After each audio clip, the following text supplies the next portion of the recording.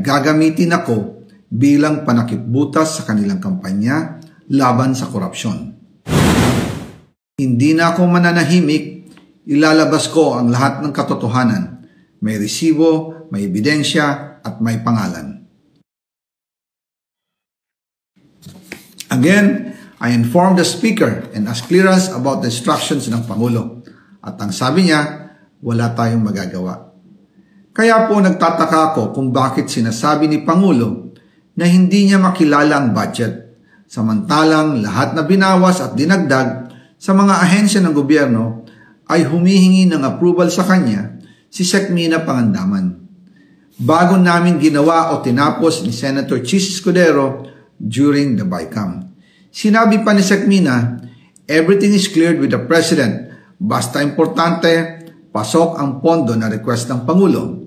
The following day, sinabi ni Sec. Mina, approve na si Presidente BBM sa lahat na binawasan na ahensya.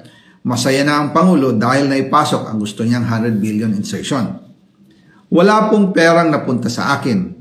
Lahat po ng insertion napunta sa ating Pangulo at Speaker Martin Romualdez. Ako lang at ang aking mga tao, sila Paul Estrada, Mark Tiksay, at ang aking mga security ang nag-deliver papunta sa bahay nila Pangulong Bongbong Marcos at Speaker Martin Romualdez sa North Forbes Park, South Forbes Park hanggang sa Malacanang. Yung mga deliveries po ay merong record ang aking mga tao. Totoo po yung sinasabi ni Orly Gutesa na nag-deliver siya sa Forbes Park. Totoo din po ang sinasabi ni Orly Gutesa na nag-deliver siya sa Malacanang nung siya ay nasa Senado. Para mapatunayan ang mga litrato na deliveries ay lalabas ko po together with this video.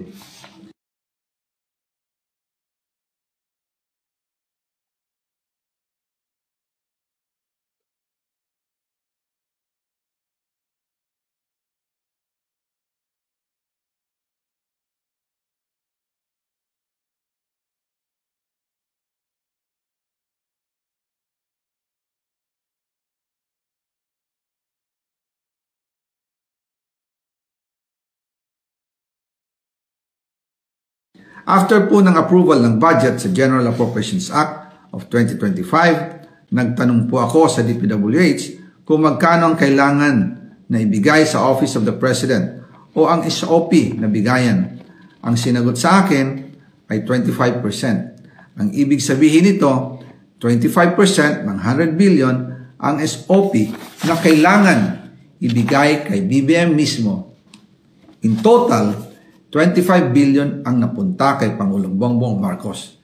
Kaya ngayon ay hinahamon ko si Ombudsman Remulla kung seryoso talaga siya sa mga sinasabi niya sa kanyang press release na idadamay niya pati si Martin Romualdez kung magbibigay ako ng ebidensya.